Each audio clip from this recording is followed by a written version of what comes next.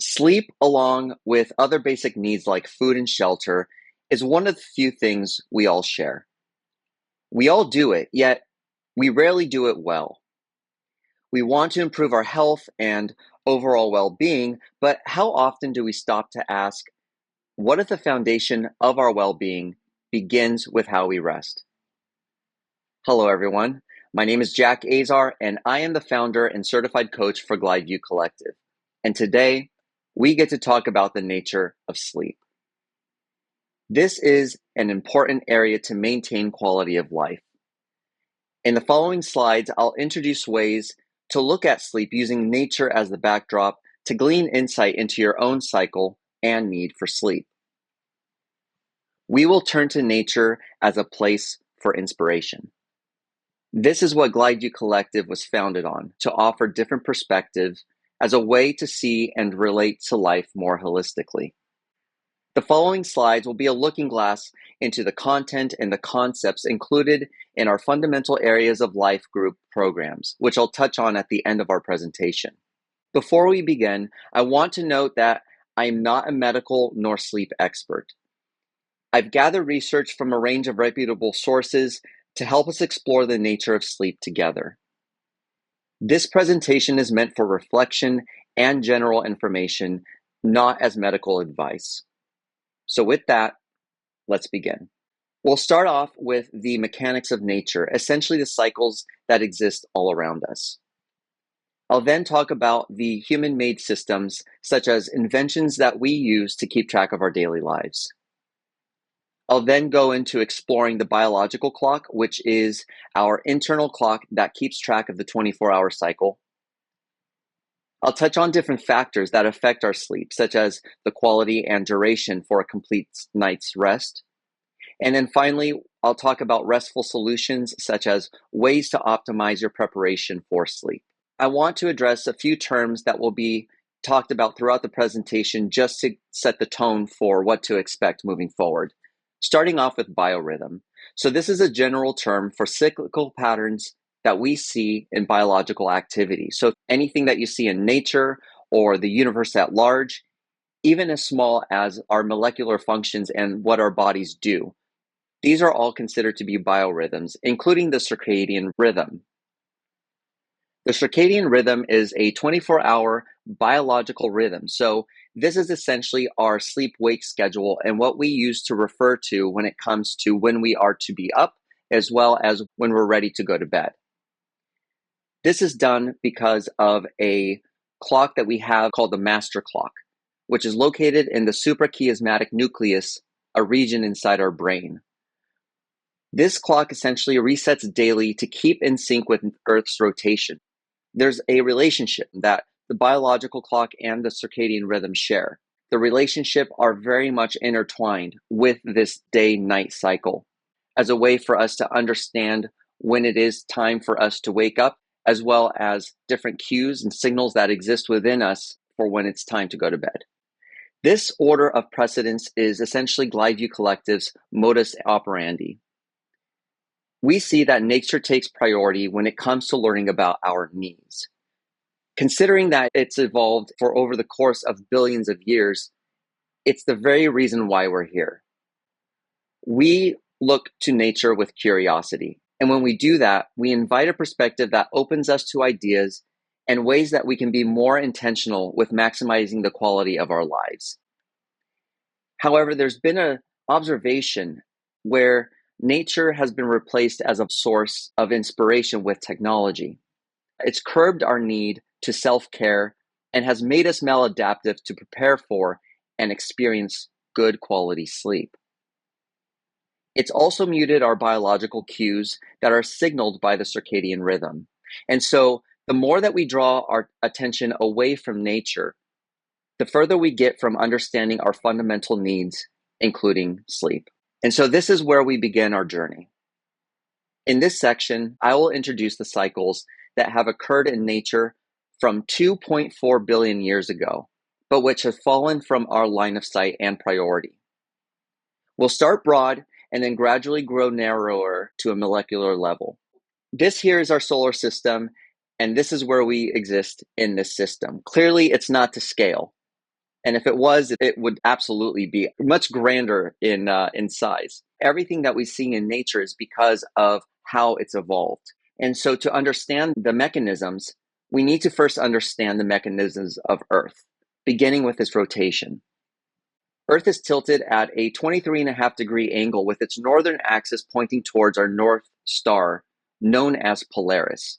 It's rotating from a westwardly to east direction, which causes the illusion that the sun rises in the east and sets in the west. The sun is our main source of energy. This supports all life on Earth, including animals, plants, of course, people, as well as marine life.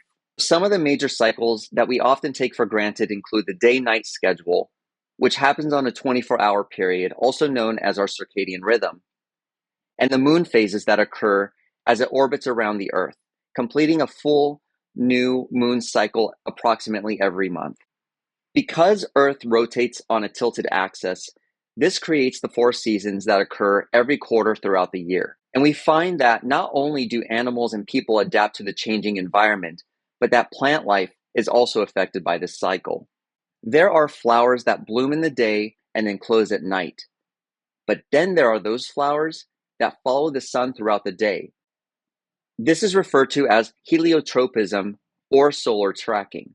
Some of these heliotropic plants include sunflowers, alfalfa, cotton, soybean, daisies, and morning glories. Our oceans are also a cycle of ebb and flow, whose high and low tides alternate approximately every 12 hours and are greatly affected by the moon phases. For example, high tide during a full moon are higher and much stronger than high tide during a new moon.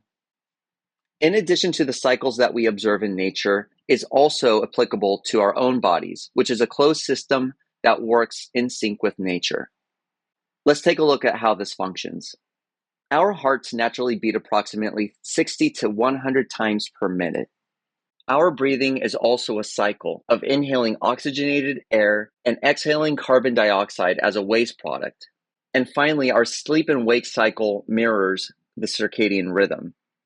As you can see here, these are traits that we all have, as well as women's menstrual cycle. So based on what we've reviewed, we can say that nature is broadly predictable. And we say broadly because of Earth's gradual precession and the shifts that astronomers account for when it comes to astronomical time itself. Each rotation and orbit, the 4 seasons we experience every quarter, the moon's monthly phases and its effects on the high and low tides, and finally, animal and plant response to day-night are what we can confidently rely on to create a schedule that suits our fundamental needs. So now that we've talked about the mechanics of nature, I'm going to shift and focus on a few inventions that have shaped the way that we structure our day and the relationship that we've built with time over time. Starting with the time of day. This concept was introduced and implemented by a 13th century Moroccan scholar named Abu Ali Hassan Marrakushi. He introduced equal hours for astronomical purposes. Before we broke days into equal parts, the earliest signs of timekeeping starts with a device called the gnomon, which dates back as far as 3500 BCE, followed by the sundial of ancient Egypt in 1500 BCE. Days of the week were broadly invented by the Babylonians of the 7th century BCE and created the foundation for the Romans to name each day of the week. Technology has a cycle similar to our own need for sleep. When we plug in our devices at night before going to bed, we mimic this pattern as we go to sleep, being fully charged by the morning. To the right is a list of some of the devices that we own and that require our intervention to recharge. As we discussed, Earth's orbit and rotation, along with the nature cycles that exist on account of Earth's mechanisms, our bodies as a closed system that syncs with nature and the technology we own all exist as a biorhythmic cycle. Of all of these different cycles, however, the only one that requires human intervention is technology. If they are not plugged into an electrical source for energy, they will not exist nor survive. How is this any different than our own sleep? How can we look at this as a priority to recharge and use the most out of the evening to then wake up the next day feeling refreshed and energized so that we can thrive and live as optimally as rest allows us? This is the focus going forward in our presentation, introducing you to the biological clock and the importance of our sleep-wake cycle. Much of the research that I conducted came from this book, Why We Sleep by Matthew Walker. There is no sponsorship or any ties with this book other than a personal interest as a form of literature and as a source of information. An excerpt from the book that speaks volumes with what we're about to cover is that sleep is essential for survival, memory, learning, and emotional regulation. So with that, we're going to go ahead and dive right into it. There exists a molecule in our bodies that's called adenosine. And adenosine is also known as sleep pressure. As the day progresses, we have a buildup of adenosine. So that by the evening, this adenosine is what allows us to feel tired, exhausted, or fatigued, especially if we've had a long mentally or physically taxing day. Adenosine functions in the same cycle as the circadian rhythm. So when we go to bed, we are filled with adenosine, requiring that we sleep to recycle and metabolize it for a clear, wakeful rise out of bed. Another way to look at this is similar to our own technological devices. When our devices are depleted of energy, we require them to be plugged in so that they can then be recharged with energy so that it's full by the next day. With sleep, waking up with depleted adenosine results in wakefulness, causing it to refill as we go about our day until we require going back to sleep and start that process over again. The circadian rhythm works hand in hand with adenosine buildup. Our internal clocks know the rhythms that are at play to determine what stage of the cycle that we're in throughout the day. However, there are several factors that can easily affect our ability to get optimal sleep. And so we'll first begin by addressing jet lag and melatonin and its effects on a molecular level. To understand what melatonin is, I want to compare it side by side with adenosine. But we'll first start with explaining melatonin, which is produced and secreted in a region of our brain called the pineal gland. Melatonin is triggered by the absence of light, which means that it gets secreted when the sun sets and we transition from day to night. This essentially signals us to prepare for bed, working side by side with adenosine as we transition from day to night. Now, adenosine isn't produced in a particular region of our brain. Instead, it's synthesized throughout our body and increased as we engage in strenuous physical or mental activity. If you're learning a new language, for example, or you're exercising more than you're used to, you're going to experience sleep pressure much sooner in the day and as the day progresses. Adenosine is independent of light and instead responds to our internal clock. When it comes to jet lag, let's say that you take a mid-morning flight from LAX, Los Angeles Airport, to go to Paris, and you arrive to Paris local time at 7 a.m. But because of the 9-hour difference, your body is going to experience the time as being 10 p.m. when you land at 7 a.m. Depending on how much sleep you got on the plane will determine how exhausted or awake you feel once you land. Getting sleep on the plane will help reduce your adenosine to levels that are more tolerable once you arrive than if you got no shut-eye. But assuming you don't get a full cycle's worth of sleep, you will most likely have some adenosine buildup from the day before. The goal here, no matter how tired you feel once you land, is to stay up as late as you can, local time, without any naps and until the sun goes down. Sleeping at a decent hour will help trigger melatonin to kick in when the sun sets. And this sleep pressure, along with the melatonin, will help you get back into your circadian rhythm. This is possible because melatonin is light sensitive, which is why it's important to stay awake throughout the day until the evening. Many people think that taking melatonin will help realign your body to the circadian rhythm, and that's true for older adults or for those who are naturally producing less than average melatonin. But instead, our bodies will naturally produce melatonin at the right time, which realigns the timing of your sleep pressure and shifting your circadian rhythm to your destination's local time. After a few days, your biological clock will restore to its local circadian rhythm, with adenosine and melatonin continuing to naturally act as our sleep-wake signal. Next, I want to talk about the effects of caffeine. Caffeine is a quick and easy fix for the afternoon to slump. Assuming that it's about 4 or 5 o'clock and you have either a cup of coffee or an espresso shot, you will feel awake. However, it doesn't mean that adenosine hasn't built up.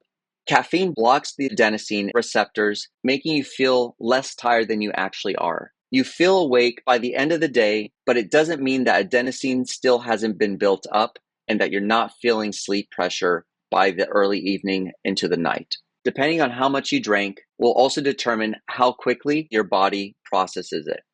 Next, I want to talk about the effects of alcohol. So to understand the effects that alcohol has on our sleep, we must first understand the sleep cycle. It is broadly broken down into two sections. The first is non-rapid eye movement, or NREM, and the second is REM, which is rapid eye movement. NREM constitutes for approximately 75% of our sleep, and it's broken down into three different stages. There's light, deeper, and deepest, or slow wave. And I'll go into explaining how those break down in just a second.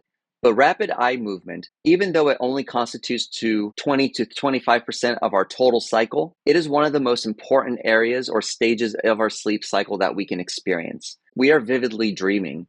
And as we're dreaming, our muscles are temporarily paralyzed so that we are not acting on what it is that we're dreaming in that moment. It's a pretty fascinating stage, and I'll get to the benefits in just a little bit.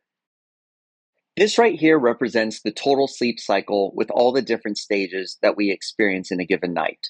This cycle lasts anywhere between 90 and 110 minutes.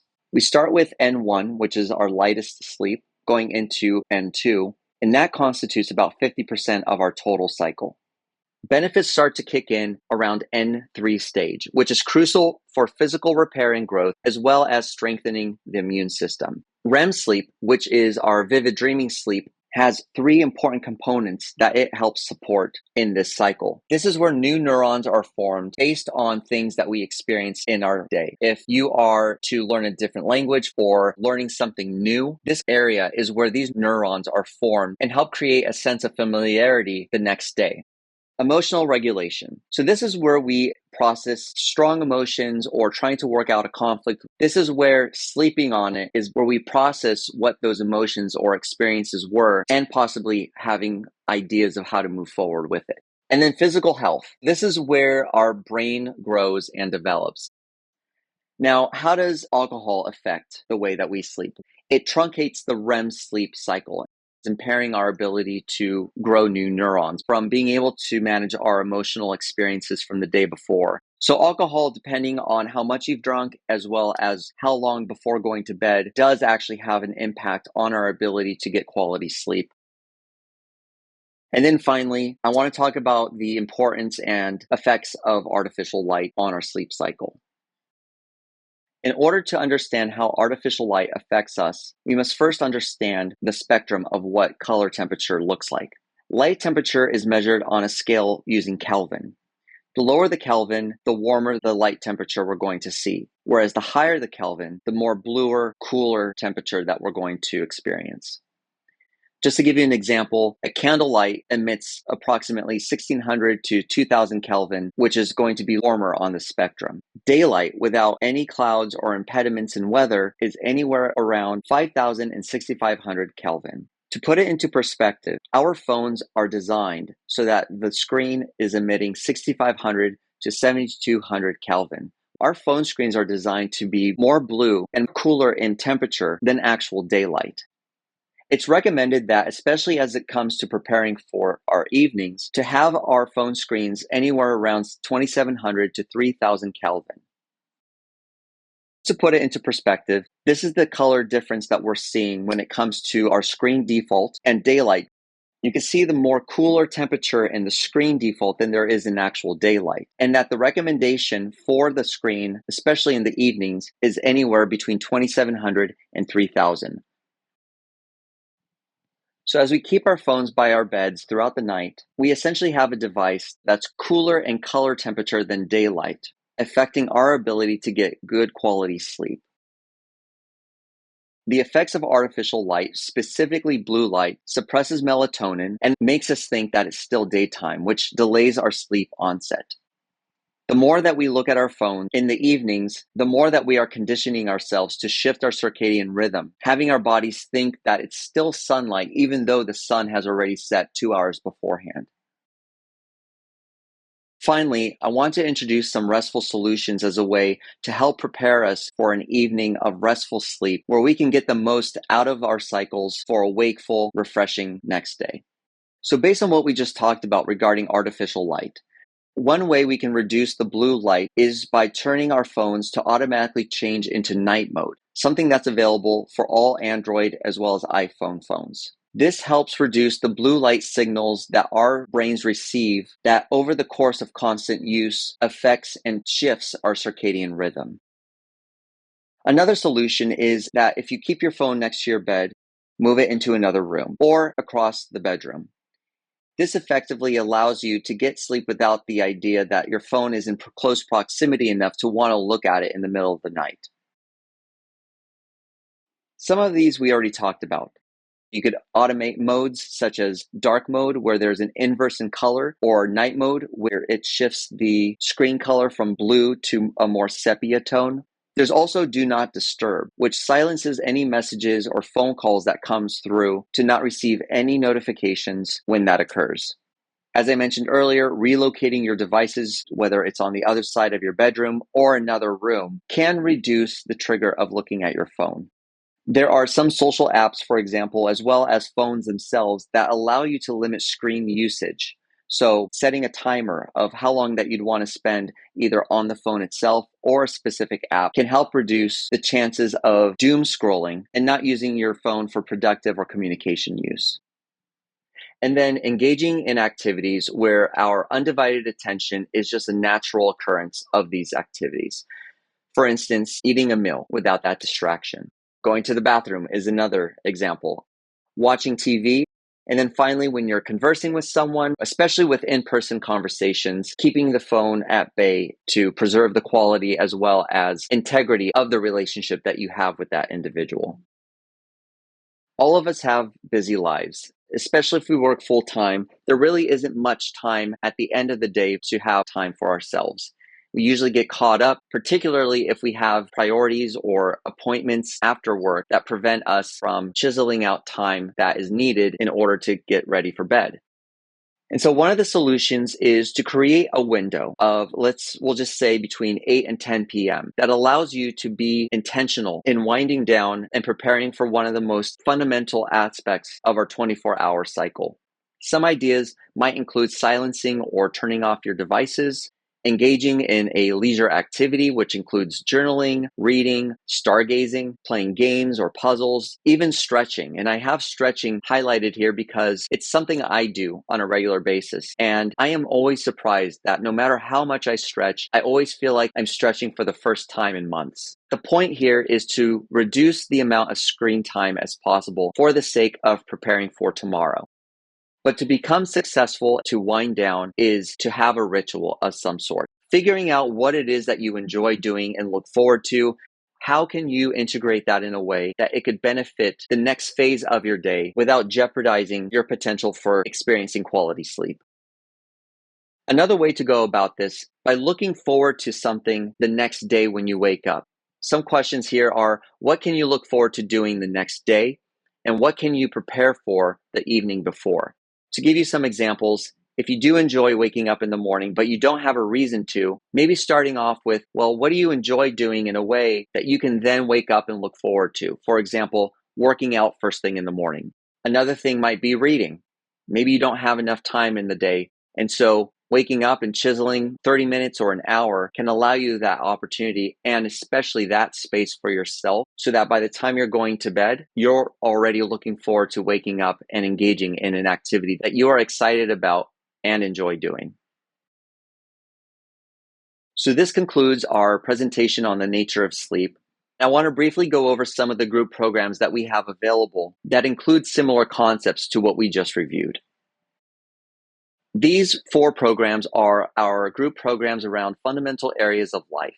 Our wellness program includes the sleep topic, which a lot of what you just saw today is an integration of how it is that we approach this work.